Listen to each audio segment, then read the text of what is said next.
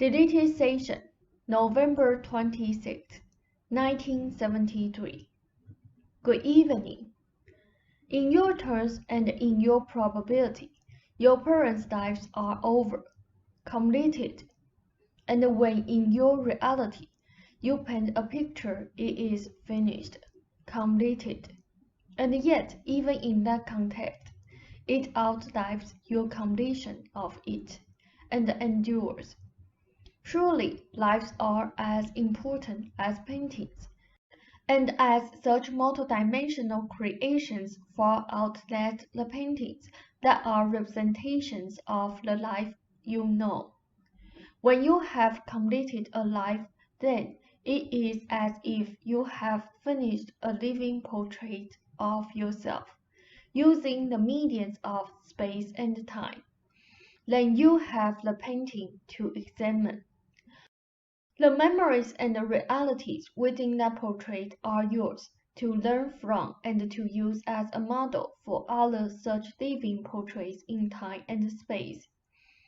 Some are more proficient in using the mediums than others. Some deal with large stormy soulscapes and tumultuous endeavors. Some paint living portraits of themselves in peaceful times and places. Each living self-artist, however, tries to create the inner self in the material world, and each such portrait is indeed unique. They are masters in living as there are the old masters of painting. Some of the old masters were adept at painting scenes of violence, warfare, sagas with dark and dreary atmospheres, yet each so filled at the same time with life and vitality that the canvases themselves seemed alive. Even paintings of great destruction spoke of the great creative energy behind the talent that vitalized the very medium, and by its very creativity denied the very strength of the destruction so cleverly depicted. The greatest old masters felt the inner self's great integrity, and its connection with all that is, and each in his own way, through painting, tried to represent that energy and show it to others. The energy is behind all.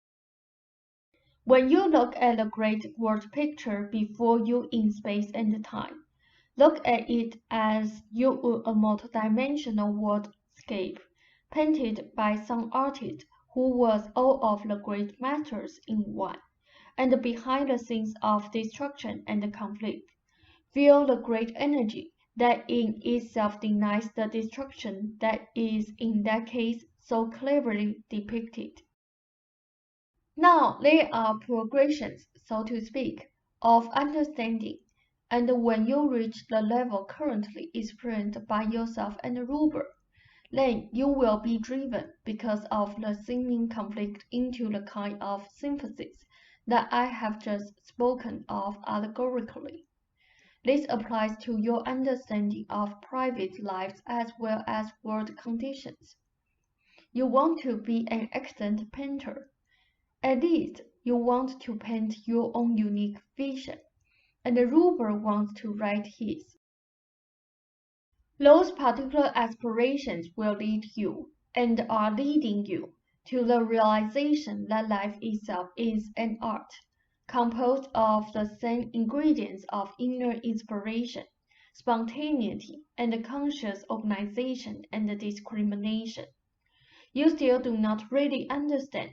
This does not apply to the two of you alone, but to your world at large. You make your own reality through your beliefs. You want to keep your beliefs, yet change your reality. I am not referring to you personally here now, but this is impossible. If you believe that you are pulled in all directions, you will be.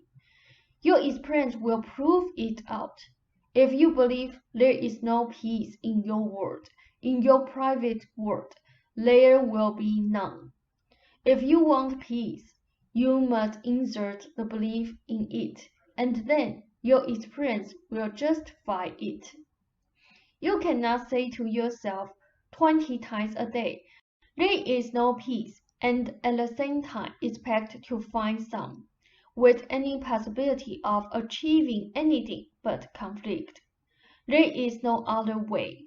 Keep your cherished beliefs in conflict, but you will not find peace. You can be alone in the silence, fairly isolated, and yet filled with conflict if it is within you.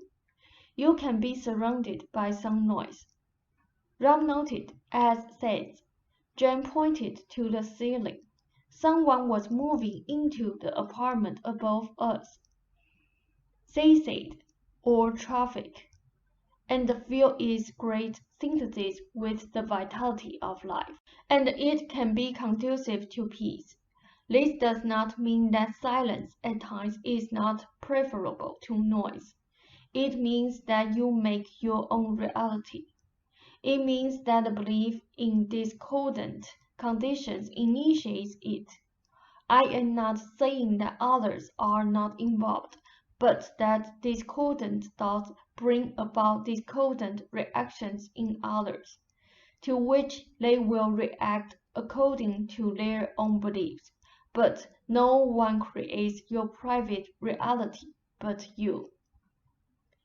It is easy for you to say that your parents did not appreciate what they had, that they looked at the bad side of things all the time, but not quite so easy to see those same attitudes in yourselves. When you consistently concentrate upon negative aspects, you seek them out from your experience and all the available stimuli, until reality certainly does seem to justify your attitudes. Using the PowerPoint of the present, you seek backward into the past, reorganizing data to those ends, and project them into the future. You feel closed in. Depression sets in. If this is the kind of painting you want, then at least be aware of it. If it is not, realize that you can at any point in the present begin to alter it and your experience. Take a break.